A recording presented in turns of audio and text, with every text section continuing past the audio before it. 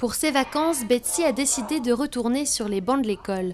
Voilà cette décoratrice d'intérieur américaine transformée en maîtresse d'école pour 3 semaines dans un centre communautaire près des temples d'Angkor. Son but, aider à son échelle l'un des pays les plus pauvres de la planète. Quand vous voyagez, vous apportez votre argent à l'économie et bien sûr vous aidez les familles. Mais ce qui se passe quand vous faites du bénévolat comme ça, c'est que non seulement vous apportez votre argent, mais vous faites de grands progrès et enseignez à leurs enfants ce qui est beaucoup plus précieux. Ça n'a pas de prix. Comme elle, un nombre grandissant de vacanciers veulent faire plus que du simple tourisme au Cambodge.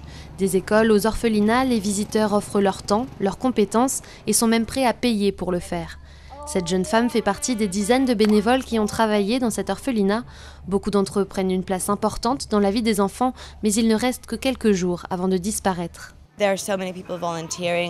Il y a tellement de gens qui se portent volontaires que c'est un peu l'un part, l'autre prend sa place et la transition se passe bien. On nous dit que c'est mieux de ne pas parler de ça avec eux, ne pas leur dire « je m'en vais dans une semaine » parce que ça les bouleverse. Mieux vaut simplement ne pas revenir.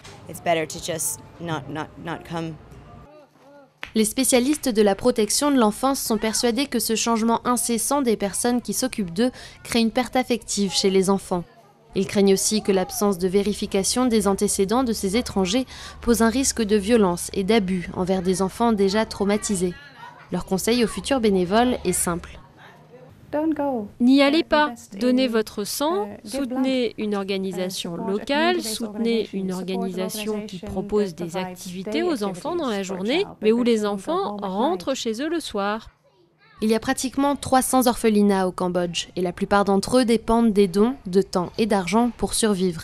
Mais les bénévoles ont beau avoir les meilleures intentions du monde, les spécialistes sont convaincus que les enfants les plus vulnérables du pays iraient mieux sans cette aide à temps partiel.